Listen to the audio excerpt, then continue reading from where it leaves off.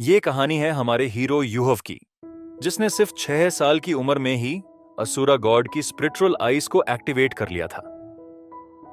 यूहव बचपन में काफी ज्यादा कमजोर था, क्योंकि उसे लेवल 10 तक पोजीशने में बाकी लोगों से 2 साल ज्यादा लगे थे।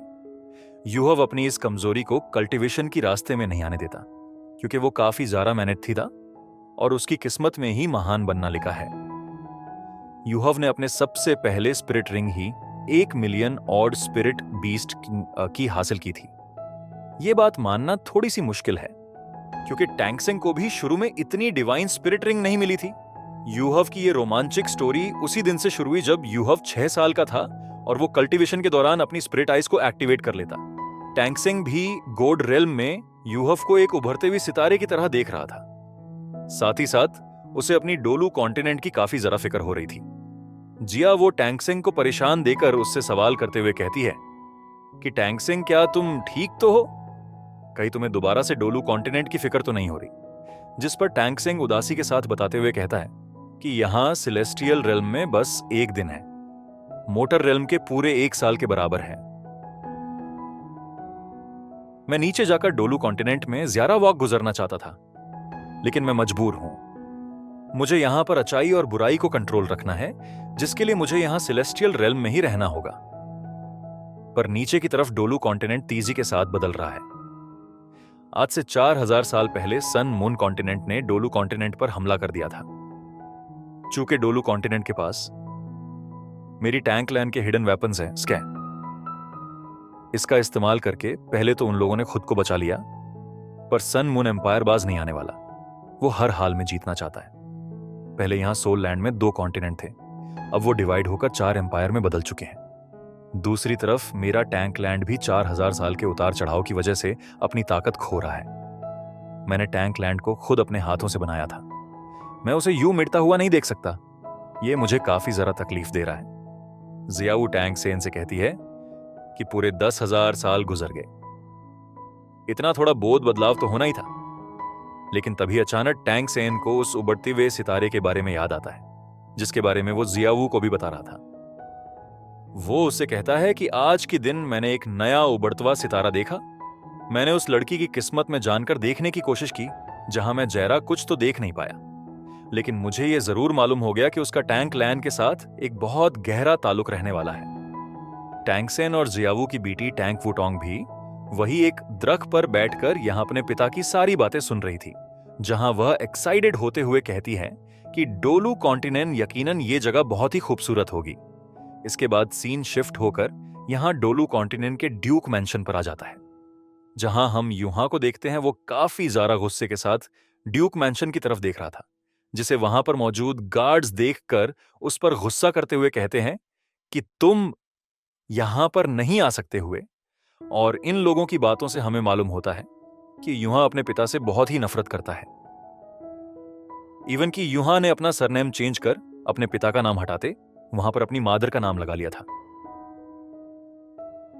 वो गार्ड्स अपने मास्टर की बुराई नहीं सुन सकते थे। वो उससे कहते हैं कि क्या तुम बेवकूफ हो? क्या तुम जानते नहीं कि हमारे मास्टर कितने पावरफुल है? लेकिन दूसरी तरफ यूहा अपने स्पिरिटाइज का इस्तेमाल करते वहां से निकल गया था, जिसके बारे में उन गार्ड्स को कुछ भी समझ नहीं आ पाता कि आखिर यहां पर हुआ क्या। दूसरी तरफ हम मास्टर डूक को देखते हैं, जो कि अपने सिपाहियों के साथ जंग से वापस लौट कर आ रहे थे, लेकिन अभी भी यूहाव दूर से खड़ा उन्हें गुस्से के साथ घूर रहा था। लेकिन मास्टर डूक के देखने से पहले यूहाव वहां से चला गया था। दोस्तों, आप लोग यही सोच रहे होंगे कि आखिर यूहाव का अपने पिता से इतनी नफरत क्यों है। तो मैं आप लोगों को बता देना चाहता हूं कि यूहाव की मां वो असल में एक नौकरानी थी, जिससे मास्टर डूक को प्यार हो चुका था, और उन्हीं का बेटा यूहाव है। लेकिन अपनी खानदान की इज्जत की वजह से मास्टर डूक कभी उनसे शादी नहीं कर पाते, और इसी वजह से उन्होंने दूसरी शादी कर ली थी, जहां मास्टर डूक ने दोनों को एक अच्छे से मैंशन में रखा हुआ था। वो खुद तो हमेशा जंग में मसरूफ रहते थे। उनको कभी मालूम ही नहीं हुआ कि उनकी सेकंड वाइफ ने यूहाव की मदद को मैंशन से बाहर निकाल दिया था, जहां वो बहुत ही बुरी तरीके से बीमार हो चुकी थी। इसी बीमारी से काम करते करती उनकी हालत काफी जरा खराब हो गई थी, जहां एक दिन वो मरने से पहले यूहाव को एक वाइफ टाइगर डेगर देते हुए कहती हैं कि यूहाव, इससे लो और खुद की जिंदगी खुद जियो।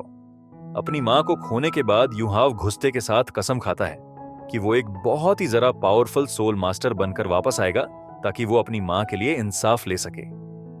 ये कहने के बाद यूहाव अगले 5 साल तक लगातार कोशिश करते वे लेवल 10 तक पहुंच गया था और अब उसे एक स्पिरिट रिंग चाहिए होगी, जिसके लिए यूहाव अकेले ही अपने आगे के सफर के लिए जिंग डाओ फॉरेस्ट के लिए निकल चुका था, क्योंकि वहां पर उससे मालूम था कि मुझे कोई ना कोई स्पिरिचुअल बीस्ट मिल जाएगा जिसे मारकर मैं एक स्पिरिट रिंग हासिल कर सकता हूं।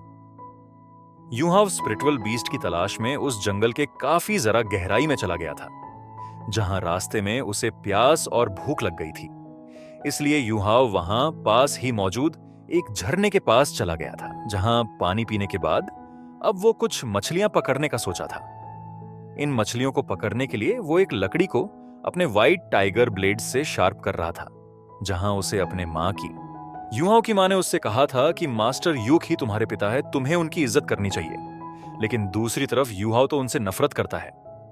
इसे गुस्से और नफरत के साथ हम देखते हैं कि यूहाव ने एक बार फिर से अपनी स्पिरिट आइज की पावर्स एक्टिवेट कर ली थी, जिसके वजह से हमें मालूम होता है कि उसके आसपास की चीजें स्लो हो जाती है। और यूहाव ने इन पावर्स का इस्तेमाल करके वहां पर काफी सारी मछलियां भी पकड़ ली थी। यूहाव उन मछलियों को ग्रिल करके खाने वाला था, लेकिन तभी अचानक वहां पर एक खूबसूरत लड़की टैंग्या आ जाती है, जिसके आंखों में इन मछलियों के लिए काफी जरा लालच दिख रही थी। वह यूहाव से कहती है कि इसकी स्मेल तो काफी अच्छी आ रही है, क्या तुम मुझे ये बेचोगे? लेकिन यूहाव तो उसका चेहरा देखकर समझ गया था कि अगर ये मछली मैंने इसे ना दी तो ये मुझे जिंदा खा जाएगी। इसलिए यूहाव मुस्कुराते हुए उस लड़की से कहता है कि अगर तुम चाहो तो इसे फ्री में खा सकती हो। जिस पर हम देखते हैं कि टैंग्या बुकरों की तरह उस मछली पर झपट गई थी। तभी अचानक वहां पर एक दूसरा लड़का भी आ जाता है, जिसका नाम बीबी था। वो यहां पर टैंग्या को देखकर कहता है कि बुकर लड़की तुमने देखा नहीं, अभी तक तो उस बेचारे ने भी नहीं खाया था। टैंग्या को यह सुनकर काफी जरा गुस्सा आ जाता है, लेकिन दूसरी तरफ यूहाव मुस्कुराते हुए कहता है कि नहीं नहीं, इसकी कोई जरूरत नहीं।